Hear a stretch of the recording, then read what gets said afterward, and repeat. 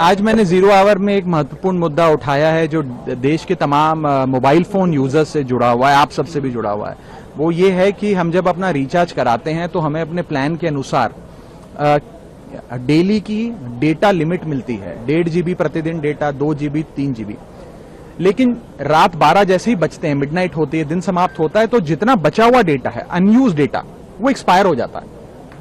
उसे अगले दिन के लिए कैरी फॉरवर्ड या रोल ओवर नहीं किया जाता। आपसे, कंज्यूमर से, यूजर से पैसा तो पूरे डेटा का लिया जाता है, लेकिन जितना आपका बचा हुआ अनयूज डेटा है वो कंपनियां फोरफीट कर लेती हैं। ये गलत है। जिस प्रकार से आप मान लीजिए पेट्रोल भरवाते हैं गाड़ी में 20 लीटर, महीने भर में 15 लीटर इस्तेमाल किया, 5 लीटर बच गया, तो महीने के अंत पे पेट्रोल पंप का मालिक आकर ये तो नहीं कहता कि 5 लीटर वापस करो, कि वैलिडिटी समाप्त हो गई।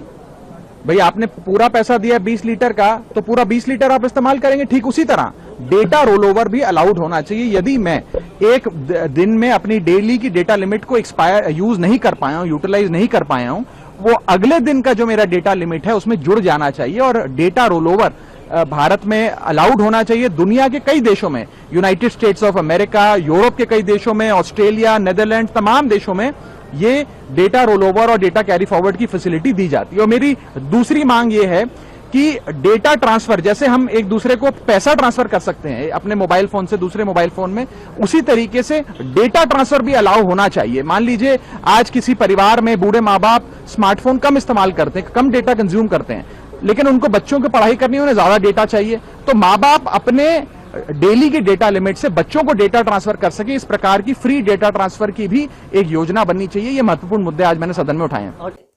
आज की खबरों में बस इतना ही। देखते रहिए दिल्ली ग्लो न्यूज। नमस्कार।